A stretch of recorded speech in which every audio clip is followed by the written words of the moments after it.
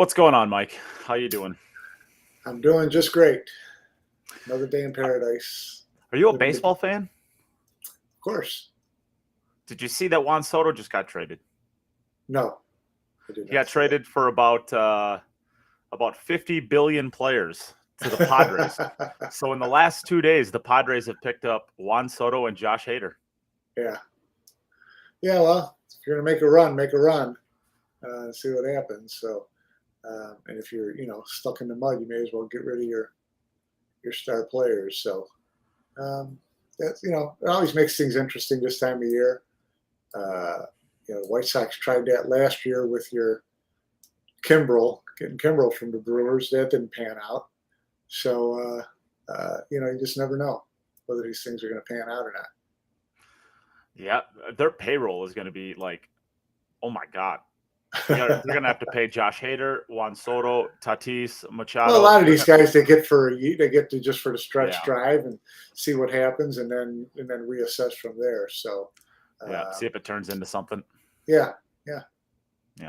Well, is this a baseball podcast? Do you want to make it a baseball podcast? We just talked baseball today.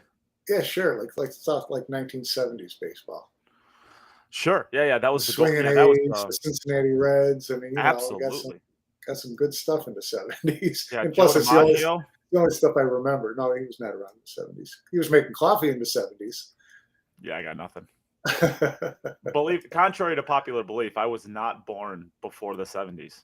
Yeah, right. Yeah. Well, I like to tell people me either, but they don't buy it. So. But you know what you should be buying? I know this is what you should be buying. I can get it cheap. This is what you should be buying, folks. Right here, Billiards Digest. I don't know. That's for people who like to read real content.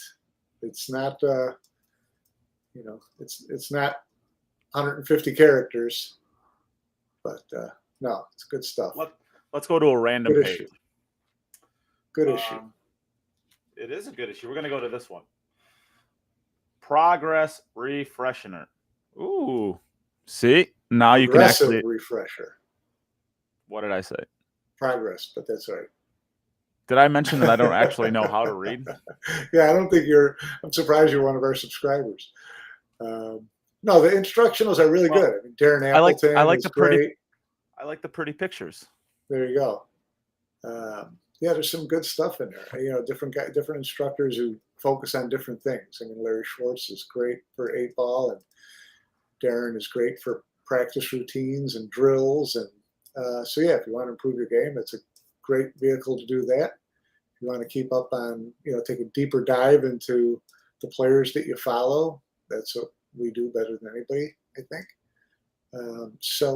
Yeah, a lot there. www.billiardsdigest.com. There you go. We're going to put it out there. Ready? www.billiards. How do you spell that? Billiards with an S, digest.com. Hit it. There you go. There you go. There. Billiards. Dang it. No, billiards. See, that's not even said with an S, because you'd be surprised how many people don't do that. There. Billiardsdigest.com. So delete the other one so nobody hits the other one. I don't even know how to delete it at this point. But anyways, yeah. Hit that thing like an ATM. It's worth having. Yeah, go give this guy all of your money. He wants it. That's right. It's retirement time. Well, I don't know. We want to jump into pool? Let's talk some pool. We've talked about baseball. We've talked about Billiards Digest, the best magazine out there. Make sure to get it. And now let's talk about some pool. I guess chronologically, Kelly finally lost. That was kind of interesting. Yeah, well, I mean, it was bound to happen. And we've talked before about Kelly's run and how a lot of it was, U.S. based events and not to slam the U.S. women, but we're just not as deep as Asia or Europe. And so there was less, there were fewer matches per tournament where Kelly really had to be on her game. There was more of that at the World Games where Kelly had to place a couple of Asian players, who are really good, strong players. And she just still won that, did well. But here, she caught up with Jasmin, who, played excellent pool, clearly. And it's good to see Jasmin kind of back playing at that level again, because realistically, after she took those how many months off to Dance with the Stars, she came back and she looked like a player who hadn't played in a while. She came back and had a 17th, had a couple of fifth place, things like that, but she was not the player that she was, in the past couple of years. So clearly she's returned her focus, her training regimen into hardcore pool. And, you beat Kelly twice in a tournament, you deserved a trophy, 100%. Yeah, I mean, you got a chance from there, huh? I mean, it was just a matter of time before she got back into form. It's not like she's, later on in her career or anything like that. Should be right around the prime of her career right now. And, if you take 3 years off where you're not getting into the box and playing a lot, and she played a couple of the Ghost stuff, but, I know that I tried to get her to play a couple of my Ghost events, and it just never worked out timing wise. Even if she wanted to play, she just couldn't get it to work into her schedule. If you take a couple years off, you're going to need to get back into the swing of things. And Kelly never took any time off, so she has that advantage. I always like to see Kelly win because I love Kelly, but she's still the best. She's, for my money, still the best player in the world. But you're not going to win every week, and she still shot well. And she did not like Jasmin ran her out of the arena. They were close matches, both matches. I think it was 8-6 and 10-8. So she had, she was within striking distance. But hats off to Jasmin, great tournament. Like you said, you beat Kelly twice. It's got to be tough playing Kelly in the final after you've already beaten her in the regular thing, because your odds of beating her twice in a tournament are pretty slim. So that was good for her, and a great finish for Margaret Steyer, who's it was good to see her back in action and making an immediate impact. You look at again, not trying to bust any American players, but you look at this tournament, all of a sudden Jasmin's there and Margaret's there, and Kelly gets beat. The top three players are European. Not a huge shock to me there. But I would say that there's plenty of hope. I mean, there's a lot of great women that are coming up. And fourth place. Yeah, Kaylee McIntosh. Yeah, she I watched some of her matches. She was plenty strong. She made a couple of bad errors against Kelly, but she certainly looked like she could, with a little more seasoning, with a little more experience in these events, she's going to be a handful for anybody. Yeah, as well as there's Sophia. She's playing great. Kennedy Myman, I think she's playing absolute top. Bethany Tate, who we sponsor, actually, like they're all young, but they're playing. And if they're on a trajectory to push a lot of these women in 5 to 10 years, maybe potentially even sooner. We just had basically a gap of 10 years where all of the women who played at a super high level just kind of faded out and didn't, there's no future for them. When you're looking at like Taylor Hansen or even to a lesser degree, April, although she's back playing again quite a bit. There's a lot of players in that range of the last 10 years that they got up to those elite levels and just never had anything to push themselves to keep playing. Right. But there's a lot of opportunity out there for them now if they want to, keep swinging away. There's a lot of opportunities tournament-wise. We'll see. Tough to get back into it once you've been out of it. Well, it's just a matter of how bad you want it. So we'll see if there's any American players who really are ready to get down in the muck and just keep grinding away until they reach the top. Sure. Yeah. Well, that event was 2 weeks ago. We didn't do a podcast last week. The timing just didn't work out for anybody. And to be honest, I'm like, since I went to that event in Illinois, I'm like so far behind in everything I need to get done that I'm like underwater. Even today, I'm like so behind on everything. What kind of projects you working on? Oh well, I've been trying to do a revamp of the podcast now for like 6 months. We've talked about this a bunch of times, and I'm just every time I start getting to the point where I'm ready to start working hard on it again, we get another travel. I'm going to Illinois, or I'm going to Norfolk this year, and the U.S. Open, and the Moscone Cup, and the Puerto Rico Open, and the Michigan Open, and the Ohio Open, and I'm going to all of these events. And every time I go to one of these things, I do absolutely nothing besides drink uncontrollably for an entire week. And then by the end of it, I got nothing done, and I'm a week and a half behind, and my liver hates me. My schedule hates me. Well, it'll come. You'll get it all sorted out. I saw someone talk about tournament. I'm going to that. I saw someone mention April in there about signing a WPBA contract next year. I would assume that she'll do that. We hope so. Yeah. I am a little bit surprised we haven't seen Christina in these events. Not 100% sure what's up with that. Does it though? Does it really surprise you though? She's got. I'm assuming she's just going to end up tagging along with Fedor wherever they go, because you're doubling your expenses. And I don't know exactly how they're working out their finances. I don't, but I think their finances have been pretty good this year. Well, I think they got some travel money. And the thing is, she didn't sign up to be his caddy. She's a world-class pool player who had aspirations of winning world championships and whatever. So I was a little surprised, that she didn't go to Soaring Eagle. But my point there is she's a world-class player that doesn't have to just play women events, because she can compete in the men's too. So sure, she could go to the Soaring Eagle and, probably you're chasing $10,000. But it's not like the tournaments that she's going to, like the Brendan Crockett that she played. It's not like she's dead money there. Like she can compete in those tournaments too. And we'll have to talk to her and find out whether that's what her plan is going forward, because it's interesting to me. There was all this, drama about, getting these players able to play again, Christina and Margaret and Fedor. And now the door is open, and we haven't seen her yet. I'm just surprised by that. Yeah.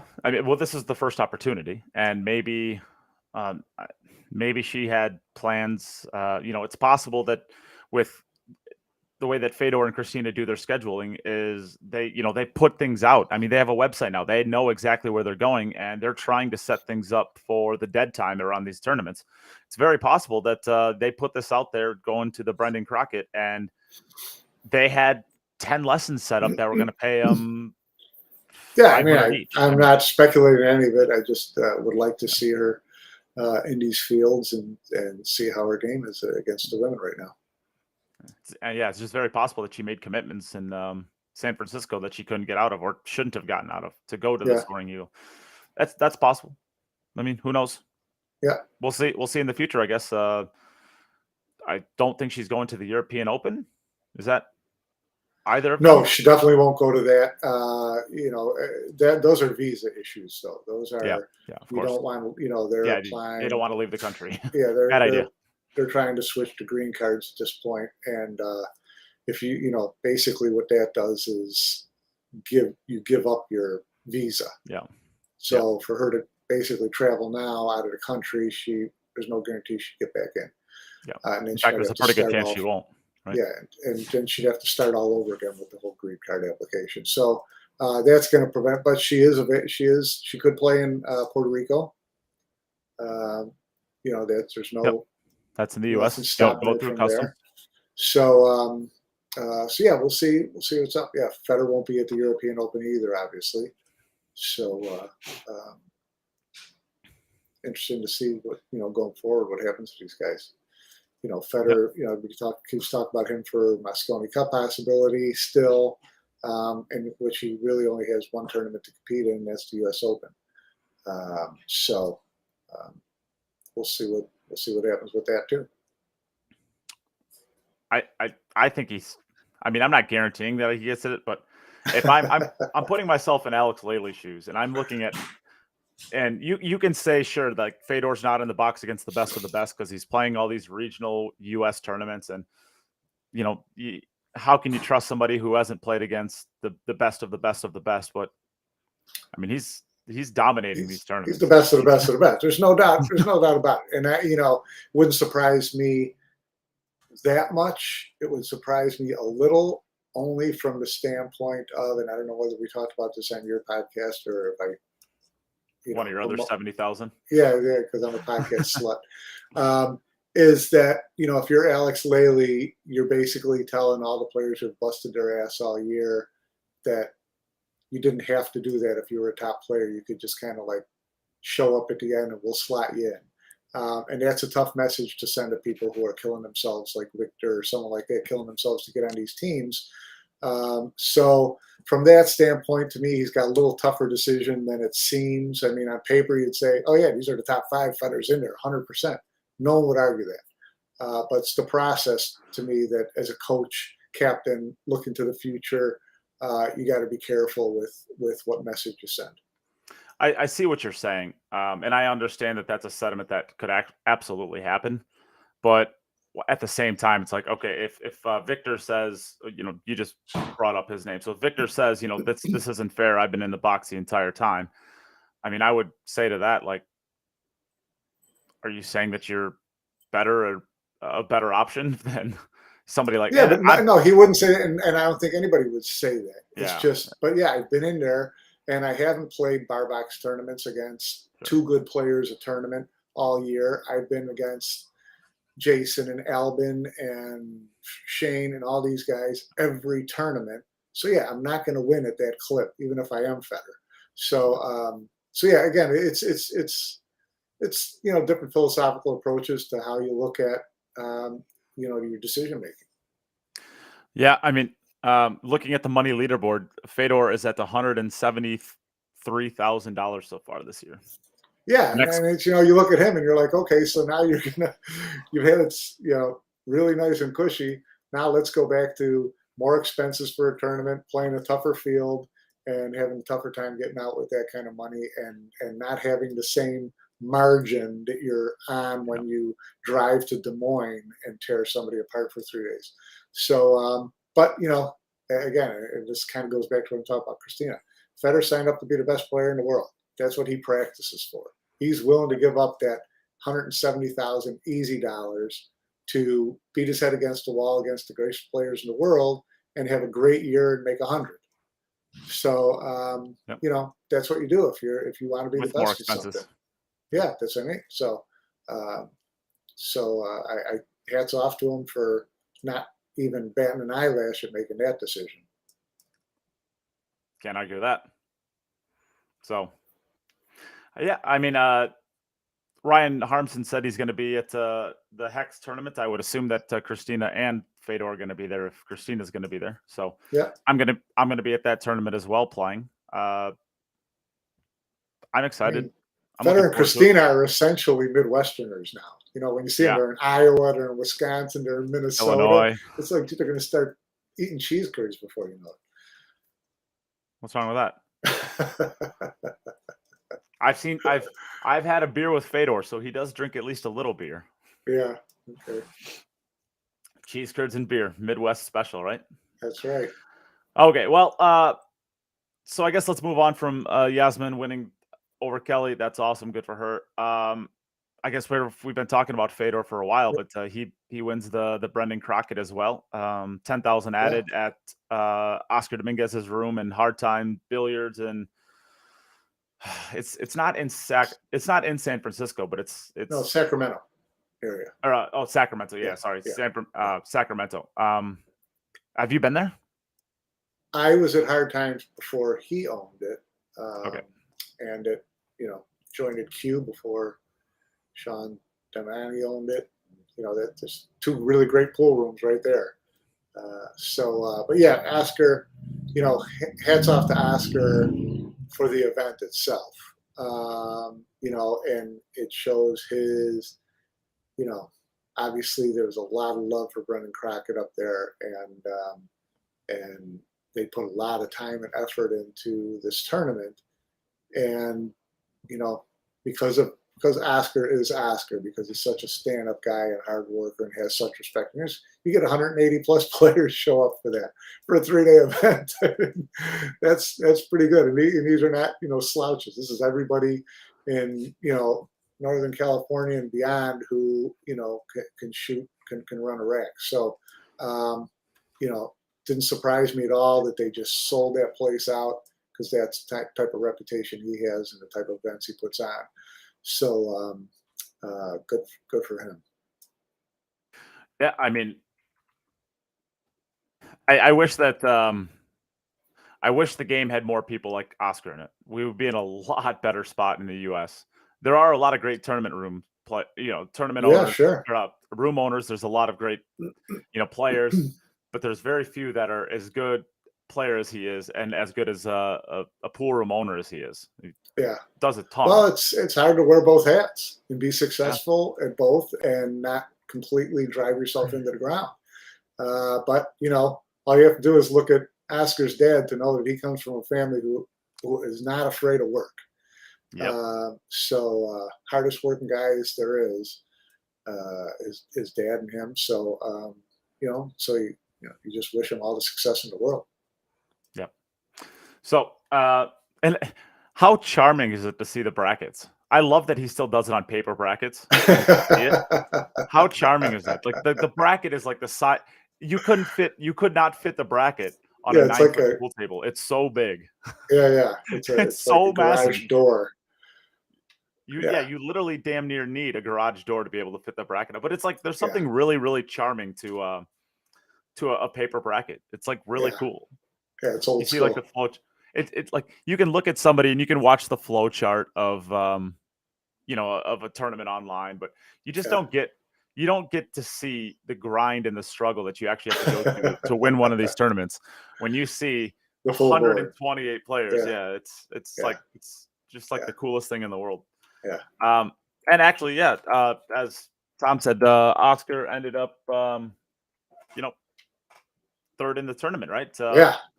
Fedor gets beat by John Morra on the A side, and then comes back doing double dips in the finals.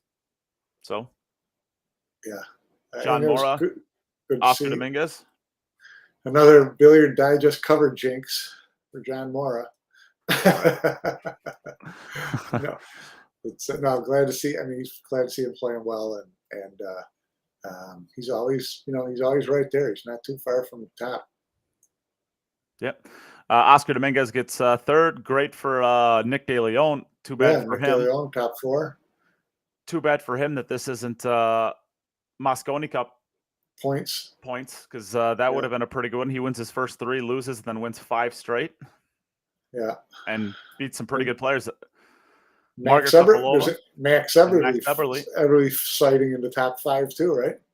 Yeah, Max Eberly and Margaret Fafalova are at 5th, 6th. Yeah. That's the first time I've seen Max's name probably for a year and a half, maybe. How many times is Margaret going to finish ahead of Tyler before he stops letting her into tournaments? Just throwing that out there. Just throwing that out there. Knowing Tyler the way I know Tyler, he is like the most competitive. He is an ultra competitor. He is absolutely a fierce competitor. But also knowing Tyler, he's also a very caring person, and he 100% supportive of her. I'm just teasing when I say that, but you gotta look at it and be like, oh, But I mean, it's not like Margaret's like a 500 Fargo. I mean, she's what, like probably like a 710 Fargo. I mean, she's not that far, just going off of Fargo ratings, behind Tyler. I mean, she's a great player, obviously, and happy to see her playing in these open events as well as the women events. So, it's another situation where, because her husband's a pro player, she'll have a lot of these opportunities to play in those open events. Just tag along with them and play, and she's got as good a chance as anybody of hitting the top 10. Absolutely. I was kind of checking who Nick De Leon lost to. He looks like he lost to Skip Dukakis, who's I'm actually kind of surprised. I thought his Fargo was a lot harder than that, because I've seen him in a lot of the tournaments, and he always does really well in these hard times billiards tournaments. I have expected him to be quite a bit higher than that as far as Fargo rate, but a great player from the area, and then goes on a pretty good run on the B side. Beat some really good players. Yeah, I got of course, a bit of a soft spot for Nick since he's one of my sponsored players. Yeah. Laura asked, why is Tyler slumping so bad? I mean, I don't know, but he has been on a bit of a downturn, I would say, for at least from his tournament finishes for a while now. It's hard to say. Yeah. Maybe I don't know. Maybe falling in love, getting married, changes things a little for him. I don't know. What do you think? Didn't hurt Margaret's game. Nope. No, who knows? I have not. I got to be honest. I haven't watched enough of Tyler's matches in the past year to really see, what's going on with his game. Not that I could analyze it all that well, anyways. But it'd be interesting. As bad as it sounds, I think the reason we haven't seen his game all that much is we haven't seen him make deep runs. We haven't seen him deep enough into tournaments. So it'd be interesting to talk to a Jeremy or Alex or someone like that who watches these players a little bit more and get their thoughts on what's up with his game. In the last year, actually, I only remember him being on a stream twice that I remember. The Austrian Open and then the famous Kristina Zlateva match in the UK Open. Okay. Was it the World Championships? The World Championships. Where you remember that? Where Kristina Zlateva threw the balls on the table and it ran into the cue ball? Oh, right. Yeah. I agree with that. Yeah, I mean those are the only times I actually remember him being. I mean, I'm sure he's played on stream plenty more times since then. And maybe I've seen him, maybe I haven't, but he's not making deep enough runs into these tournaments, I guess, to really get on the stream table. His only top 10 this whole year is Turning Stone. Finished 7th. Sure. So other than that, I'm looking at his list here on AZ, and it's 83rd, 25th, 37th, 17th, 65th, and 25th in the World Championship, UK Open, Las Vegas Open, Derby City, things like that. So not where you'd want to be, but still a young player, hardworking player. Practices a ton. He just got to get his Johan back. Is what he's got to do. Yeah, and I'm looking on here who he lost to. He lost to, I don't know who this is, but he lost to Carl Wilson in the tournament. He lost to on the A side. He lost to Jeremy Sosi 7-1. That's not a bad loss necessarily. I mean, 7-1 is a bad 7-1, loss. yeah, it's a beat. That's a beat down. Jeremy Sosi, there's no disgrace in losing to Jeremy Sosi. But Jeremy Sosi is a great player. You player. get run out of the room 7-1. It's not. No, that's not good. But then he lost on the B side to a Carl Wilson, who, according to this, he's a 639 Fargo. I don't know anything about him. I don't. But then he goes on to beat Ernesto Dominguez right after that. So I mean, he must be able to play a little bit if he beat in back-to-back matches Tyler Steyer and Ernesto Dominguez. Those are two pretty good scalps. Yeah.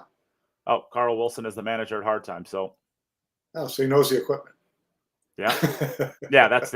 I'm sure that's. There's a lot. It's like most places when you go into the Northeast or when you go into the West Coast, Northern California, especially. There's a lot of really good players who just stay in the region. Those West Coast tournaments fill up with some pretty good players. David Hemmas and all those kind of guys who are still solid players. So. I would like to make it out there at some point in time. I've never been to his room. And I'm sure, everything I've ever heard about Oscar in his room is that he treats whoever he brings out there like an absolute king. So yeah, my goal is to someday be important enough to where if I go out there, Oscar will take care of me. Well, they'll treat you at least like a knight. Maybe not a king. Yeah, sure. Yeah. As long as it's not like a jester. I don't want to be treated like a jester. While I am a clown. I don't want to. Yeah. So I guess any other surprises in here that are worth talking about? To be honest, it's nice seeing Max Eberle again. I do like seeing that. Yeah. Looking through here, I guess. Yeah, Carl Wilson ended up finished 9th through 12th, so Yeah. solid performance for him, right? Man, I'm just looking at this. There I do really like are that. a lot of great players. I do like on the I don't know where this was posted. Had all the players in there. It had an American flag next to Fedor's name. Did it really? I guess that's a neutral flag in some people. Oh, shoot, it does. It literally. Well, to be honest with you, maybe that's a conscious decision that Fedor's trying to do. I mean, at the end of the day, like, well, you can't just throw up any flag that you want. I mean, you can't. Yeah, I would like to course. throw up, a Colombian flag. It's just, but that's not a neutral flag. Isn't the U.S. flag? A neutral flag is a WPA flag or a European Union flag or whatever it is. But, well, here's an but ironic at this point, I mean, it doesn't matter. Well, I'm pretty sure go down to 129 through 192. Faith Moffin, that's a Russian flag. Okay. I mean, I'm looking at digital pool right now. There's I believe that's a Russian flag. The Russian flag is white, blue, red, right? Or is that the French flag? Well, no. No, it depends on what. Is it vertical or horizontal? Horizontal. The white, blue, red. That's the Russian flag, right? Yes. I'm pretty sure. Yes. Yeah. There's a Russian flag right there. That's interesting. Well, I guess it's pick your flag day. I want to be. What do I want to be today? I guess I could be German. I got a German flag right there. There you go. Got it. But I also have an Icelandic flag right over there, and I got a Polish jersey. I don't know what I am. I'm American. Yeah. Okay. I don't know. Looked like a pretty good event. Oscar does great stuff. Moving on, we can talk about. They matched up the next day. Oscar Dominguez versus John Morra. If I didn't watch much of this, I watched kind of like some highlights, basically, just so I'd have something to talk about. It looked like it was kind of a back and forth where Oscar would pull ahead a little, John would bring it back, John would pull ahead, Oscar would bring it back, and then I think at one point in time it was like 16-16 or 17-17.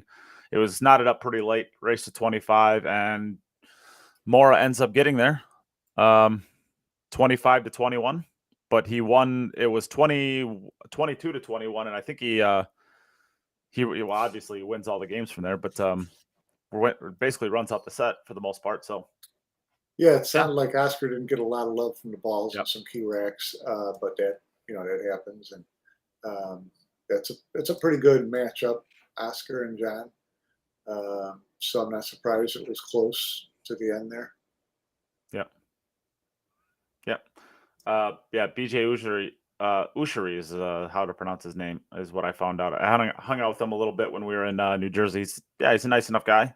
He plays great, but for the most part, he's not willing to travel. So if you're not willing to travel, and I shouldn't say he's not willing to travel, he's not willing to travel to the correct events. So, I mean, if Matchroom is doing one thing right now, they are actually making it pretty transparent, at least for the 3 picks. So you know what you have to do to get onto the team. You got to go to these events and you got to win. Yeah. And to be honest, you don't even have to win that much. I mean, if you look at the Matchroom ratings right now with the US, what is like $6,000 gets you in, something like that? Pretty close to it.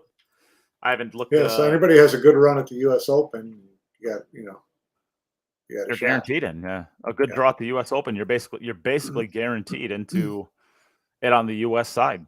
I mean, there's other things that can happen, of course, but if you can get into 17th through 24th, maybe that might even be enough. Yeah, it's gonna be a good event. Should be a lot of fun. Yeah, you gonna be at the U.S. Open? Yes, for part of it. Sure. Well, yes, that'll be fun. We're gonna get to party, right? We're gonna get hammed up. Sure. Do you have an herbs and? Oh, I can't say that. I don't want to give away your fun place to hang out. Do you have any places? I have any places in Atlantic City? No, I have no places in Atlantic City. Oh, so. Well, I don't know, that little place that you and I went to with Raleigh was fine enough. What was that? Was it the Hard Rock or the Tropicana or something? I never went out with Raleigh. Oh, I thought we went to go get. Never mind. I thought we went Cheating out on to dinner me. with you and Rod. Well, No, that's all right. That's all right. whoops. But yeah, some good events coming up. Obviously, European Open, U.S. Open, Moscone Cup, um, International Open. So those will be good events. I'm really looking forward to the International Open. I'm really excited for that Hall of Fame. Yeah, I'm glad you're going to be out there. It'll be a lot of fun. Pat Fleming always does a great job at the International Open. Definitely going to that. Definitely going to Moscone Cup. And we'll be there for part of the U.S. Open. So some big tournaments as you go toward the latter part of the year. The U.S. Open is going to be great with all its Moscone Cup implications. So we'll have to get on the Moscone Cup watch before that, after the European Open's over and before that event. We'll know exactly, who has to do what to get where. Absolutely. For the European side, it's going to be, the U.S. Open is going to be nuts. Yeah, absolutely. Was there 6 days in the U.S. Open? 5 days in the U.S. Open. Days 4 and 5 are going to be absolutely insane. Yeah. See who can hold on to, see which players can hold on to their spot, which ones are, moving in, and which ones are, way behind, but they're making a deep run. And if they snap it off, they're in. Right. So you're able to watch from round to round exactly how much money you need to make. That's the cool thing about using the money thing instead of points. It's easily trackable. It's going to be right in front of you. Yeah. And to be honest, I mean, that's actually like a genius thing that Matchroom did, because if you want your event to be important, get a lot of money in it. Because if not, I mean, if you're a Euro Tour, your Euro Tour means nothing. It's actually it's probably possible actually that one of these players could win every single Euro Tour and still not even be in the top 10 of the European side. I mean, it's going to be interesting to see what Matchroom does going forward next year with its restrictions or its demands on events to be part of the program. Whether they're still tinkering around with all the format and everything, but it's still going to be interesting to see what they come up with as far as demands on an event from a money standpoint goes. Yeah, big time. Yeah. So, I don't know. What do you think about the European Open as draws out? Is it just me, or did like Matchroom really? It just seems like the Matchroom did not, when they unveiled the UK Open and they announced it and they did all this stuff, the hype leading up to it, like they made it seem like it was a really, really big event. Like it was going to be crazy awesome. And the European Open, they're just like, we're going to add this event to it. We're going to put the 9 on the spot. See you there. It just seems like the European Open. I think they've put a lot of thought, obviously, into. They're trying to get the rules right. They're trying to get their format. They're trying to get the format dialed in. I think they spent a lot of time gearing up for that. And as far as the pre-event marketing and big rollout and drum roll for the draw and all that kind of stuff, I suspect that they've got their hands full with other events going on this time of the year as it is. So they're probably spread a little bit thin hours wise. But no, I think the European Open is going to be great. Another stacked field. So yeah, going to be fun to watch that one. Yeah, I'd say 20 of the 24 best players in the world are going to be there, and just a few, right? That can't get in, can't get out. I forgot to ask you before we move on, I guess, from the International Open, because we already did. So let's go back. Is Dennis going to be able to be in person for that? Do you know yet? Dennis Orcola for the Hall of Fame banquet? Don't know that yet. Right now, looking a little bit slim. I mean, there was hope. He had a interview with U.S. immigrations in the Philippines to try to get his 5-year ban waived as part of his getting this new visa, and it didn't go well. And it's one of those things where it depends on who you get, on what kind of day you get, what kind of mood they're in, or whatever. But from what I heard, he basically went into the room and they basically chased him out in the first 5 minutes and really didn't get into much of a discussion with him. So they're working hard on trying to get another interview with him. He's got another one scheduled for the beginning of September. And that will determine, for a long, that'll go a long way in determining what his future looks like as far as getting over here anytime soon. If it fails in September, he might be looking at that full 5 years before they're going to let him back in. In which case, we would set up a live stream acceptance speech for the Hall of Fame banquet, because if he's, we don't know if he's going to be back for 4 or 5 more years. We're not going to hold it for when he returns. So, yeah, that sure is a bummer, because if he's not getting back in, that means probably Boosie's not getting back in, and Didi's not getting back in. I mean, it's possible we may never end up actually seeing Boosty. Yeah, who knows? It's a tough situation. They all need help, from lawyers and whatever. And you just got to get a good roll with your applications to get back into the somebody on a good mood. Yeah. So I mean, this is what a lot of players now are going through. This. A lot of players are really taking a close look at what their visa status is going in and out of countries, because they don't want this to happen to them. So Josh has been going through the whole process, and Pia, and so the players are smart to really try to learn and understand what this whole process is about, so that you don't end up in that situation, because it can seem really random, and all of a sudden you get red flagged and you're toast. So we'll hope for the best for Dennis, for sure. Yep. Yeah, it's I can't imagine. Well, I would bet significant amount of money that you've never had to do one from a live stream before, right? No, we have not. Uncharted territory. Well, Jerry Bryce will be there in person, so that'll be a great event as it is. I mean, live stream would be, I think it'd be kind of cool. I mean, I'd certainly rather have him there, and I'm sure he'd rather be there. But we'll do what we can, because he deserves this night, and we want him to enjoy it and get the most from it that he can. Sure. Well, like I said, I'll be out there. So if you need help with the live stream, ask someone else. We'll work for beer. Right. No, that's going to be good. I'm going to be happy with it. All right. So I don't know. Ed's talking about the Sandcastle Open. I'm going to be out there for that one too, I guess. But that was right before the U.S. Open, so that one's it'll be a good event. You got the American 14-1 around that time as well, so it'll be several events back to back.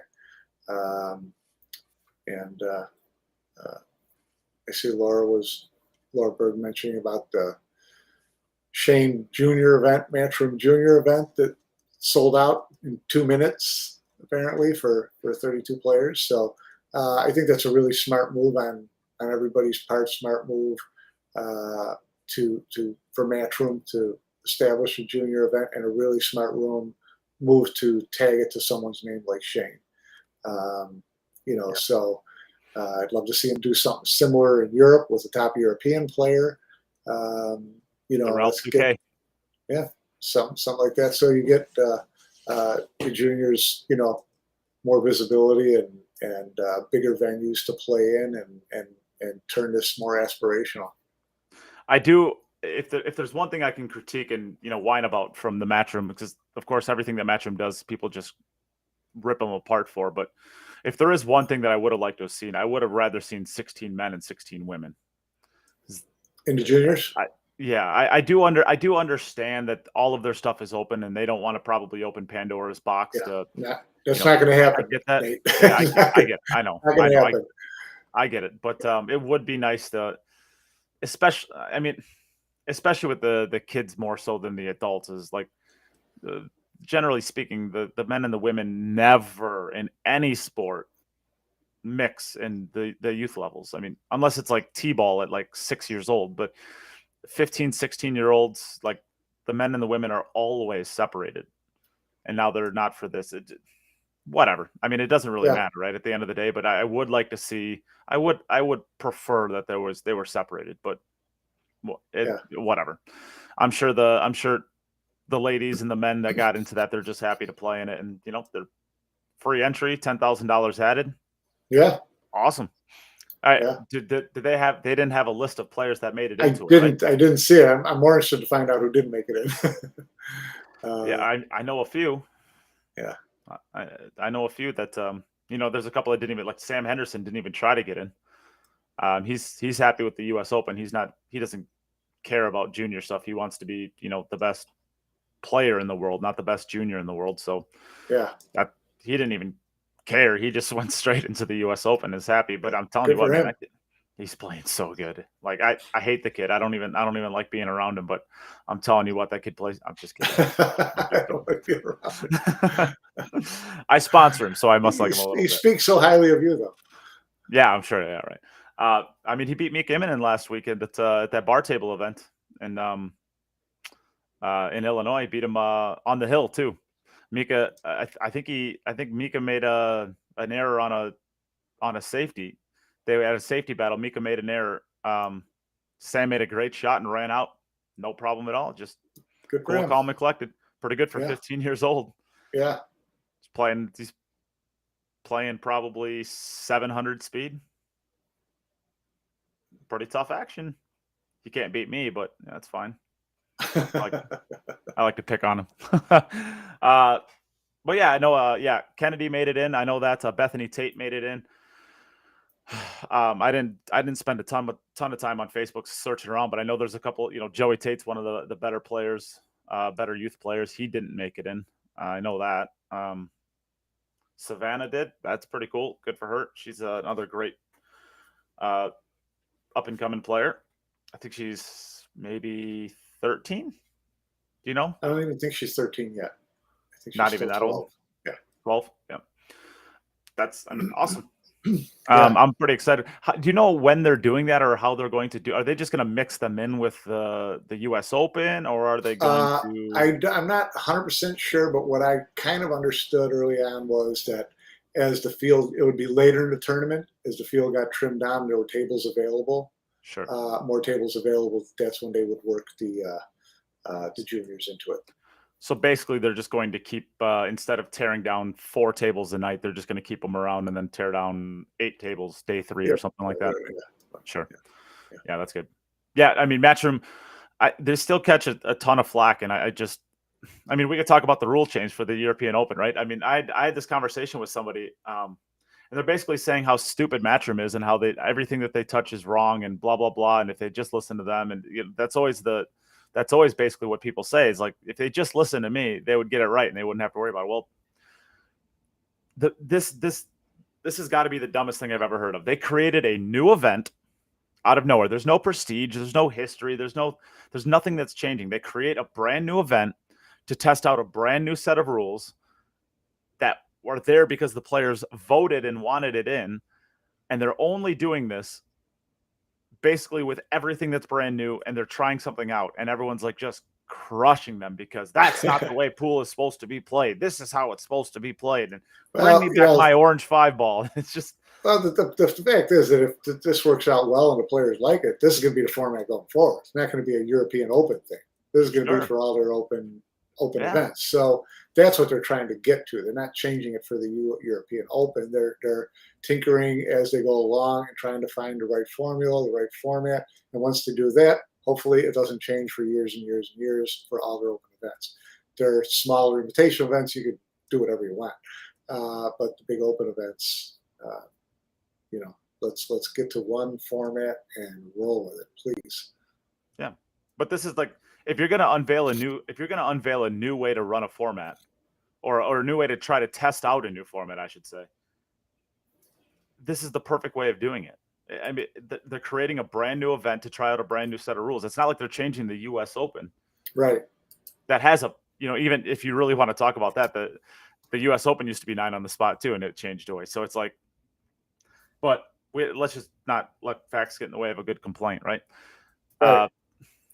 It seems to be the perfect way to unveil it, and they're listening to the players. We complain about how they take advantage of players, blah blah blah, but they're listening to their players. They're actually giving them what they want to try it out to see if it works, and they still get ripped apart. So who knows? Yeah, right. At the end of the day, you're never going to make everybody happy, right? But I don't know. pretty excited for another Matchroom event. I don't even know if I canceled my DAZN or not. I guess I got to check and see if I still have a DAZN account or if I need to create a new one. I don't. I might have forgotten last time to get rid of it.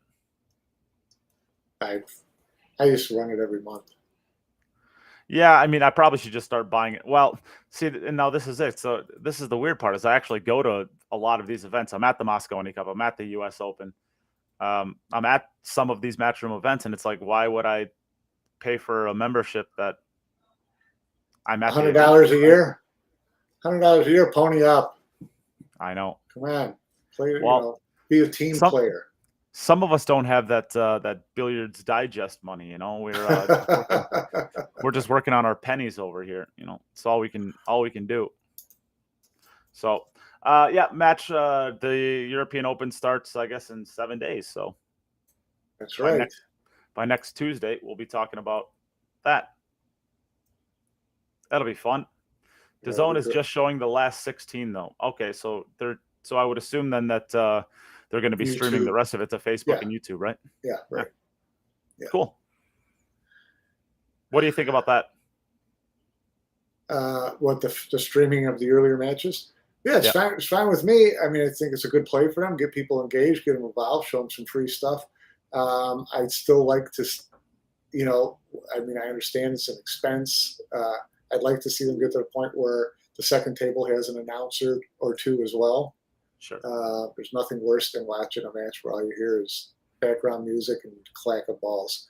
But yeah, no, I'm glad that they're showing matches. They'll still get bitched at for not showing enough, but yeah, but I think that this is I'm never a fan of pay-per-view. I mean, I'm just not. I just don't think that we can grow the game with pay-per-view. You're not going to get somebody new to watch the game by forcing them to pay $14.99 to watch it. I mean, this I feel like is going to be a good balance going forward between getting people involved with the earlier rounds for free, and then if you have to charge for the last 16, the last 32, whatever it is, they got to pay their bills. At the end of the day, I would rather see Matchroom hang around for 5 years than go bankrupt because they had listen, I mean, enough revenue. Pool is not good. The NFL, it's not the NBA. It's never going to be. So anybody who thinks that this stuff is all of a sudden going to, all the matches and all the final matches, whatever, are going to be on ESPN, which people, I guess, think that they don't actually pay for. It's not going to happen. So we all have to toe a little bit of the line and help out. And I mean, seriously, you talk about growing the sport and trying to make professional players and getting it on TV more. And 98% of the people bitch about coming up with maybe $100 a year to watch pool. So if that's what the pool fans are about, then I wouldn't be overly ambitious with my my gamble and how big the game's going to get. Look, I would pay $50,000 a year for streams if they just changed the purple back to orange. if they just, I would pay any amount of money they put out there if the 5-ball was orange. That's all I care about is just make that 5-ball orange, and I'll pay any amount they want. Yeah. I see Laura's commenting about cornhole being on ESPN. Cornhole pays to be on ESPN, just like pool paid to be on ESPN all the years it was on ESPN. So it's paid programming, and it's events that happened 3 months ago, and it's the worst of what pool on ESPN used to be. So I don't think that's I see these arguments all the time about cornhole and all the other things that are on ESPN, but I don't think that's our big issue. No. Well, I guess that's really all I have to talk about. Is there anything else that pisses you off that you want to just go on a rant about? Oh, there's way too much to even get into on it. Mike and I are both house hunting. If you really want to get us both on tilt, ask us how that's going, everyone. That'll be fun. Yeah. Who'd have thought that finding a house in Wisconsin could be such trouble? But But anyways, no, everything's good. You know, and we're still watching more events, talking about more pool, talking about more players. So for me, you know, it's been a pretty good year for pool. So I'm looking forward to the close of the year is going to be just balls out. So I'm looking forward to it. Yeah. Fedor's house hunting too. Well, how about trying to look for a house somewhere in the Midwest? Shouldn't he just here all the time? Fedor, shouldn't you just get like a, you know, maybe like a driver's license first? He's driving around the U.S. without a license. He's going to buy a house. Really? He's going to buy a house with cash, you know, and then he's going to live in. He's going to live in Indiana. Man, pretty soon he's going to be walking around with little like shacks of wheat in his teeth. Nothing wrong with that. That is actually kind of funny. He just shows up. He just shows up to a house. Yeah, what driver's license? With an envelope of, you know, just a briefcase of money just opens up. I won this last week at the Hex.com Open in Minneapolis. Can I buy your house? Yeah, there you go. So that's perfect. Plus, I'm guessing that Christina's a better driver than Fedor anyway. So what do I know? I have a driver's license. It's fun, but I hate driving. It's just nice to know that Fedor listens. You know, tunes into your podcast, mate. That's a good feather in your cap. Well, I heard that if you stand in a bathroom and stare into the into the mirror and say Fedor Gorst 3 times, and then $100 sets at the end of it, he'll show up too. Oh, there you go. Yeah, I heard that was a thing. Hi, Fedor. New Jersey is the #1 blank blank blank in property tax. Well, don't live there then. Yeah. I don't know. I got nothing. What do you think? Good. No, it was good. Good chat. Ready to get out of here? Yep. Ready to blast. Everybody's tired of seeing me and listening to me anyway. So if you really hate your life, on Thursday, I'm going to be kind of in your neck of the woods almost. So if you want to link, we're going to Johnson's Creek. So I guess maybe 20 minutes down 15 minutes down the road. Yeah. So if you hate your life and want to playing there, or what are you playing pool or? No, I'm going there. I'm actually meeting somebody halfway from Milwaukee to grab dinner, and it's going to be an early.